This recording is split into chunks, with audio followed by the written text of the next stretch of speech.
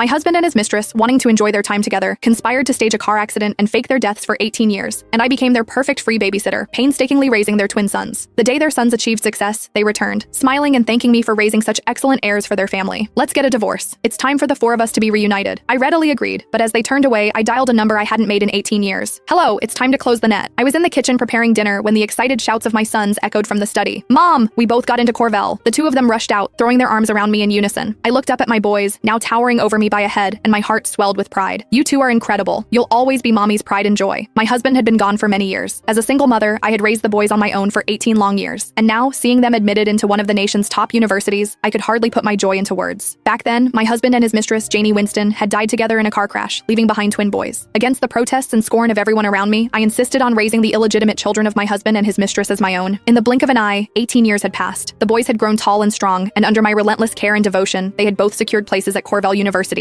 Now, seeing the fruits of all those years of effort, I couldn't be prouder. Mom, we owe it all to you for raising us so tirelessly all these years. Yeah, Mom, without your patient guidance, we'd never have made it this far. The twins had always been filial and considerate. They knew how much I had sacrificed for them, and often promised that once they graduated and found good jobs, they would ensure I lived out my old age in comfort. Their words filled me with warmth. And then I remembered, 2 days from now would be their birthday. In previous years, I had always booked a private dining room at a hotel for their celebrations. But this year I thought, why not combine their birthday party with a banquet to celebrate their admission? It would be lively, joyful, and memorable. I went ahead and reserved a grand hall at the finest restaurant in the city. At the same time, I shared the news of their admission in the family group chat. The moment the message went out, the notifications exploded. 99 plus in an instant. Sammy and Scott really did us proud. If only Jeremy knew how accomplished his two sons have become. He could finally rest in peace. I skimmed through the messages, then sent the banquet location to the group. With everything arranged, I silenced my phone, set it aside, and quietly waited for the day of their birthday banquet to arrive. The birthday banquet was set for 10 o'clock in the morning, 2 days later. That day, I arrived at the restaurant early. I went over the menu and the event program again and again, determined that not a single detail be overlooked. Most of the guests were from the Grant family. None of my own relatives came. Back then, when I defied everyone's objections and insisted on raising the twin sons of my husband, Jeremy Grant, and his mistress, Janie Winston, my parents had been so furious they nearly collapsed from rage. Even after all these years, they still couldn't understand why I had thrown away a good life just to suffer and raise another woman's children. Supported by relatives, my in-laws entered the hall. They went straight to the main seats and sat down. My husband's elder brother and younger sister, along with their families, filled the seats at either side. The main table was set for 8. Surrounded by relatives, my two sons were pressed close on either side, leaving no place at all for me. Allison, what are you standing there for? Serve Mom and Dad some tea. Lillian picked up a handful of chips and shot me a glance. She was my husband's younger sister. Her own marriage had been miserable, abused by her husband and scorned for failing to bear a son. But last year, at 40, she finally managed to give birth to one. Now, with a boy in her arms, her back had straightened, her tone sharpened, and her arrogance swelled. My two sons tried to rise and help me, but their grandparents pressed them back down. My sweet darling grandsons, sit with Grandma, talk with me. Look at these two fine young men, so tall, so handsome. They look just like their father. I'd say they take after Janie more, Jeremy's brother muttered. My in-laws shot him a glare so sharp he shrank back into silence. I circled the main table, pouring